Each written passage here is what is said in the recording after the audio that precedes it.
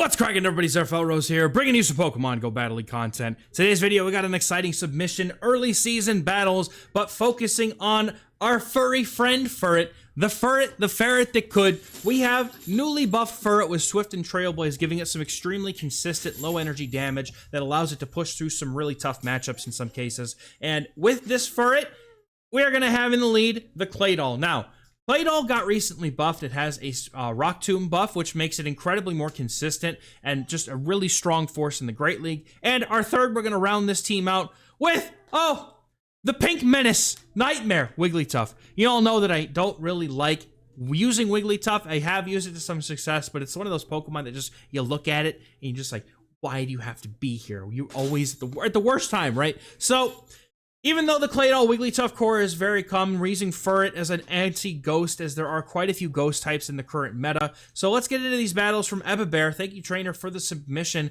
as we see how this double normal team is going to focus up, right? Focus up like Advanced GG, baby. The opponent's going to be staying in here as a Furret is sucker punching down this Dusknoir. And Dusknoir also newly buffed, having access to Dynamic Punch, making it an extremely dynamic Pokemon. We're going to see Trailblaze get launched here, as that would be the neutral damage, and those sucker punches are ripping through, and the opponent brings it. Huh? Okay, so they probably didn't know what to do in this situation. Their other Pokemon's probably weak to Furret. They weren't sure if they should bring in the Mandibuzz. However, yeah, Mandibuzz is definitely a solid answer here into the Sucker Punch users, because you typically can handle that low energy generating fast move damage while also tanking the Trailblaze easily and Swift here. Now, this boosted Swifts are going to be a bit of a pain, but Wigglytuff is going to come in and start to do some work here, trying to take advantage of the desync switch timers. Wigglytuff is looking to get that Charm down, Farm down, and they're going to get it, and we're going to see if they come back in with they come in with a Swampert. Trainer, you can't handle the Swifts! You can't handle these Swifts! Claydol is just going to absolutely sit in the back and just think, oh man, these guys got me. Now, Sludge would do a ton of damage here. The opponent has just about 2 moves. Probably not worth the shield. Ebabear agrees. They're going to go for the Sludge, which will take out the Wiggly, but Claydol is going to come in and do plenty of fast move damage here in order to be able to put a lot of threatening pressure onto this opponent's Pokemon. And the Swampert swaps out, goes right into the Dusknoir, trying to land a Shadow Punch, but that is unfortunately just going to give the Claydol even more farm to be able to now land this Scorching Sands and knock out the Swampert. That's going to be able to take this game here. Well played. The opponent, yeah, maybe they knew the Trailblaze and they didn't want to bring in the Swampert, so that makes sense. Next game up, we got Claydol in the lead here versus a Weezing. You love to see it. Good lead for the Claydol because those Mud Slaps do so much damage, but opponent does have Brutal Swing to fight back, and they can get to them very, very quickly on 4 Fairy Winds, just like you'd see Drapion going for those Aqua Tails. And the opponent's now going to come in with a Jellicent, but in comes the Furret to absolutely wall and demolish this thing. They're going to be forced to go for Surfs, but Furret has some respectable bulk and can easily take 2 Surfs here. Going for the Trailblaze on good timing here. I love the timing, going for 4 moves, and then the Trailblaze. This is going to be perfect. Why are we screaming? Crazy. Crazies. They're going to go for that second Surf, trying to get as much damage in as they can, but now we're going to see the Furret go for the farm down, and now we're going to see what the opponent decides to come back in with. They're probably going to look to come back in here with the Fairy type Weezing here, because that does actually wall the fast move pressure of the Sucker Punches, but that Sucker Punch it's almost going to come close to knock it out because the opponent doesn't bother to shield the boosted Swift. Those do a lot of damage from the Furret here. Claydol is going to come back in. Opponent has Medicham, and in comes the Wigglytuff, and the opponent says, nah, fam, I'm out. And honestly, I would be too. Good game. Nice alignment, trainer, is what they like to say. Jellicent, however, is in the lead in this next game, and now we've got to maneuver around a Ghost type, so the opponent's going to stay in for a few more Surfs. No, a few more Hexes, going to launch the Surf, and opponent might not have an easy answer to this in the back, so they look like they're trying to go for a Chip and Dip. They're going to come in with a... Okay, they have a Lapras. They're incredibly weak to Grass, and by default, Furret for running Trailblaze, and these moves are going to start adding up. You can just go for the Swift here if you want to. I love Furret's animation, dude. Like, just little noodle boy going for the move, you know, just going for the... Ooh, look at him go. Look at him go.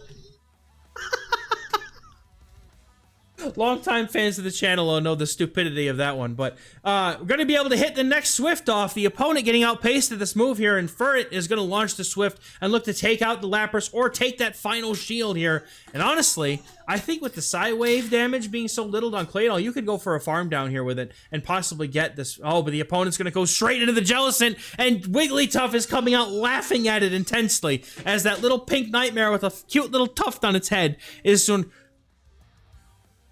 Come and get somebody, and we're just going to charm down. The opponent able to get to another Surf here, but Wigglytuff has more than done its job in locking down this Jellicent, and hopefully the opponent's weak to Claydol in the back, because typically, if you're strong to something in the lead, most often you can expect it to be weak in the back. Now, I would have gone for the Icy Wind here, personally, because that would apply a permanent debuff to the opponent's Grumpig, although I don't think it necessarily matters in this case, because all you have to do really is just get to the Scorching Sands. However, it does guarantee that you can always no-shield a Shadow Ball here, instead of having to let this take the shield. So Dynamic Punch bait is successful, and we see the swap, the wait, the one-turn wait. What an incredible play. That never works for me because I'm on iOS, and so is this trainer, but apparently it worked for them today. But Shadow Ball not going to be enough here. I've tanked one of these before. It actually does roughly, I would say 70, not 70, I don't know, I mean, yeah, like 70, 65, 70 looks about right, and the opponent's not going to get that KO, so they're going to go ahead and leave the game here. At least they conceded. We respect that instead of people who just close the app. Good game. Next game up here on the docket, we've got Claydol on the lead against a Drapion. This is a pretty good lead, but the opponent's doing super effective damage with all of these Mud Slaps. Opponent comes in with a Azumarill, and in comes the Furret. Having Trailblaze will help, but those Sucker Punches are resisted, and that's going to make this a very awkward matchup to maneuver through. But as long as we keep Claydol away from the Azumarill, I think that's really what matters here. Opponent is going to go ahead and let that move go. You can live a move here. If it's Hydro Pump, that would be unlikely. Probably Player Off. Ice Beam is going to be launched here, and you can easily live. I'm pretty sure that Furret wins the 2 shield here because of the pacing advantage that it has and how quickly it gets to these Swifts. I imagine this is probably similar to the Feraligatr matchup, where even though you're doing resisted damage, you are able to get a massive pacing advantage and just keep going for moves and still tank one. The opponent decides to take the shield advantage, however, and they are going to learn that this may not have been a very good thing to do because Drapion does not want to take this Swift, and it knows it, shielding up and hoping the opponent can get this farm down, but they can't get to it in time before Furret launches yet another Swift, and Claydol is going to be able to keep itself on this opponent. Now, swapping straight into the Claydol here is an interesting decision, but I don't mind it because you definitely don't want to concede this farm down to the opponent. However, this does mean that Drapion is going to be able to fire off all the super effective energy, and then is going to be able to swap out and probably has an answer in the back to the ground types. Oh, Mandibuzz. But it doesn't matter because the switch clock has been, it's been delayed so much at this point that Wigglytuff can easily come in here. Well, the opponent's going to go for the charge move anyway. I was going to say the Wigglytuff can swap in here in just a moment, but they're going to go for the foul play to get rid of it. And Wigglytuff is just going to lock this down, farm the Mandibuzz all the way down, and throw a charge move into the Drapion to win the game. That's going to be it. Good game, well played. Y'all know I dislike Wigglytuff, but this thing is an actual menace in the meta with everybody running all these dark types and ghost types. And we see yet another dark type here in the lead. We're going to have the opponent having a Malamar, but it's a little bit awkward here because if they have superpower, then the Furret can't really swap in, but you definitely want Wigglytuff on this thing if possible. Now, I do see a Claydol winning this matchup pretty handily here, especially because it lands that move first, but the improved pacing on foul play is nice here. I would have almost wondered if you could have made a catch there, but I don't really know because the opponent's timing seems to be on point here. They're going to go for the second foul play, but you could get a farm down, but instead the Claydol is going to be able to fire off a Rock Tomb into the opponent's Lapras. They could have possibly, I don't know if they could have farmed down the, talk about farming down the Malamar. I don't know if they would have been able to farm it down, but going for the Rock Tomb, lowering the attack, and now able to get to the Trailblaze against this Lapras. This is going to be really good here for the Furret because it can tank a move here easily and try to farm down with one more shield afterwards, I think. Sparkling Aria, not going to do very much after that debuff, and now the opponent's going to go for another move. Furret's just going to no-shield this anyway, maybe looking to fire off a Swift. It's an Ice Beam, which does slightly more damage. Opponent is going to be getting farmed down here, and Furret with the farm down. down, having this energy, going to fire off a boosted Swift into this Drapion. I didn't think they were going to get that farm down, to be honest. That was incredible how good that farm down was. But now Claydol comes in and applies a little bit of fast move pressure, and that's all that we need in this matchup is Wigglytuff's going to be able to come in and the opponent's going to concede knowing that that game is over. Well played.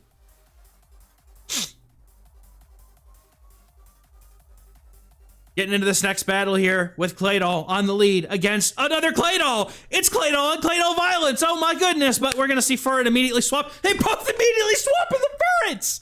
What is this? What is this? Furret on Furret Violence. No, not the Ferrets, dude. And the opponent's Ferret wins CMP, which is a little bit awkward for this Ferret because it's never going to be able to win this matchup. And honestly, I don't really know if you want to here, but maybe going for the Swift anyway. The opponent is going to be able to win CMP again. These sucker punches are going to hit really hard against Claydol, and I don't know that getting a farm down here is going to be very helpful, as those sucker punches would probably do quite a lot of damage. But Claydol's going to come in and to get this farm down. They will be able to get to the farm down before the opponent can get those 6 sucker punches in for the Swift. This will allow the Claydol to throw a move before the opponent's Claydol, but now Wigglytuff is going to be up against an uphill battle depending on what's in the back. A lot of PV Poke teams recommend using Claydol and Mandibuzz as a core, so I could certainly see a potential chance of Mandibuzz being in the back here. It's not! It's Spiritomb! Even better for this trainer. Spiritomb in the back. I love it. This is, unfortunately, though, Wiggly food here, as the opponent's just going to get completely charmed down, and unfortunately, there's not a lot they can do about it. Rock Tomb is going to do some decent damage here, but not going to be nearly enough to be able to let this Spiritomb survive these charms. And then with the shield, it's all it needs. We just go for Icy Wind, and then you could probably just charm down with a shield, quite honestly. And the opponent, we could have gone for 2 Swifts here if we were trying to be efficient with the energy, because I don't know that you get to the Swift now, which it looks like they don't, unfortunately. But Claydol on the opponent's side is going to be able to hang on, but because this Mud Slap sneaks through, this is going to be a win here. Now, unfortunately, had that Mud Slap not snuck through, because the game is what it is, that could have resulted in a loss. So double Swift was definitely the play there, but good game, well played nonetheless. Next game up, we got Claydol and a Grumpig. This is a decent matchup because you're resisting those fire or those Psy Waves, but we're going to see the Furret swap in immediately here and look to shield up a Dynamic Punch. This is why I don't necessarily like the Furret coming in here, but the energy that you're going to get is completely useless against the Guzzlord in the back. How unfortunate. We'll see how Evabear looks to get out of this matchup here, as these Trailblaze is going to be able to boost the Swift damage and potentially even get a shield from the Guzzlord, which would be quite nice. But Brutal Swing is going to do a decent amount of chip damage here and would do a lot of damage into Claydol being super effective, especially if the opponent's able to get a farm down from this. But we're going to see Wigglytuff come in and get the snipe down because the opponent waited for their swap, and in comes Drapion. But now Drapion is in a bad spot because if it doesn't have Sludge Bomb, it's not going to be able to knock out this Wigglytuff, and Wigglytuff can apply an Icy Wind debuff at this point, and Claydol is looking really good into the rest of this game here. I'm going to go ahead and concede this energy and leave the shield for later. Claydol is going to be able to come in here, but the opponent coming in with a Grumpig now. Does Claydol go for this Rock Tomb? Yes, they do, but they don't make it in time, unfortunately. Going to go ahead and shield, because if we are going for the Rock Tomb, you definitely want the future moves to do less damage. I would love to see a Shadow Ball catch here. I'm not going to lie. I would love to see it. Opponent's going to go ahead and shield up. They know they have to. They have another shield to hide behind, but I don't know if it's going to be enough here. Please, no! I wanted to swap. I wanted to see the Shadow Ball catch, man. It would have been great. Anyway, Shadow Ball, unfortunately, not going to do nearly enough here, and they're going to get farmed down. The Claydol, having energy here, can just go for the fast moves and is going to get it. The opponent not able to get to that last charge move to win the game. That's going to cost them as they go down. Well played to the opponent. Really good gameplay here. I like this. Claydol in a jump love. Well, you don't like to see that very much. Furret's going to come in and try to force the opponent to swap out, but it looks like they very well may not be. They may be on the acrobatics set as well, farming up that much energy before throwing, or could be. Yeah, they are on acrobatics. The opponent has the move, but now Blastoise comes in, and Trailblaze is going to make this a whole different ball game, because super effective damage plus these sucker punches is going to be a very problematic thing for Blastoise to overcome. Even though it does have some decent bulk, sucker punch is one of the best damaging energy damage balance, but more in the damage side. It's able to really push through some matchups you wouldn't expect it to. Now, Hydro Cannon is going to get the knockout here on Furret. Claydol's going to come in, and with a shield, will get this farm down and can hit the Jumpluff back with Rock Tombs after having been emptied their energy on those acrobatics. Now, the opponent's going to swap straight into the Jumpluff, and Claydol is more than happy to throw this Rock Tomb and get out of this matchup and let Wigglytuff take over, because if the opponent has Jumpluff in the lead, there's a solid chance they might be weak to ground in the back, or they might be running almost the exact same team that I was running earlier with this particular setup. If they have a Jellicent or anything like it in the back, I'm going to be kind of proud of myself for getting a team out there, not going to lie. But Swift is going to get the knockout. We'll see what the opponent has in the back, because they're definitely not coming in. They have Golisopod, so very, very close to a team that I was thinking of. Well, it's a very good core nonetheless. I definitely like the Golisopod Blastoise backline behind the Jumpluff here. Aqua Jet would do quite a bit of damage. You can't... Oh, they swapped to catch the move! No! Oh, you hate to see it. Nice catch by the opponent. These Mud Slaps, unfortunately, from Claydol won't be doing much, but the opponent's low enough that they might be enough. We'll see if the opponent can get to a charge move to knock out Claydol before he gets the farm down. No, they don't. That's going to be a Claydol victory. Claydol is a Golisopod counter confirmed. Well played. Next game, another Grumpy Pig in the lead. They call him Mr. Pig. Furret comes in, and the opponent...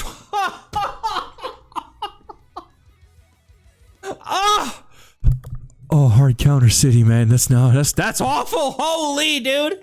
Oh, bro, the opponent's gonna max out on energy before even considering throwing a Night Slash or a Close Combat here. Holy, that's unfortunate.